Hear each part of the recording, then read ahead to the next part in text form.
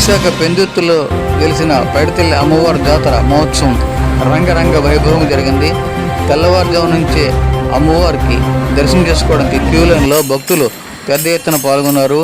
అమ్మవారు చాలా మహిమగలదని తెలియజేశారు ఆలయ పెద్దలు.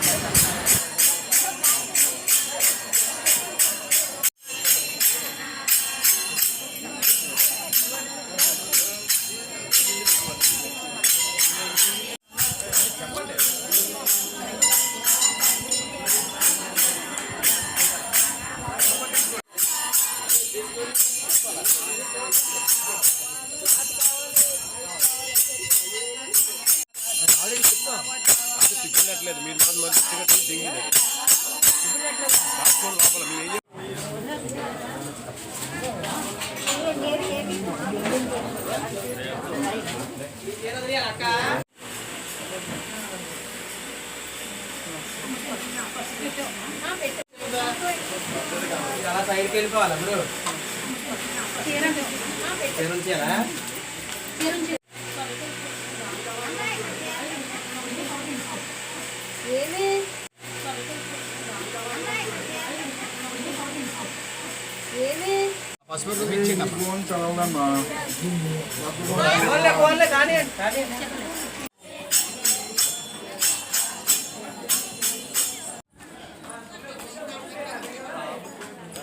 ముందరండి.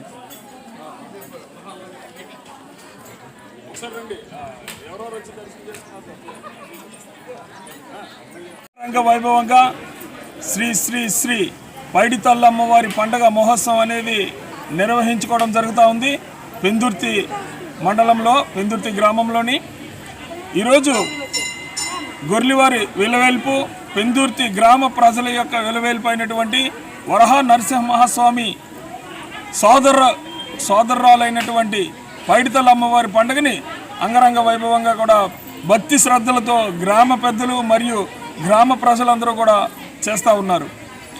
గత 8వ తారీఖున పండగ చాటింపు దగ్గర నుంచి ప్రతిరోజు కూడా ఘటాలు మోయడం, భారీ ఎత్తున ప్రజలు పాల్గొనడం, అమ్మవారి ఆశీస్సులు పొందడం జరుగుతూ ఉంది.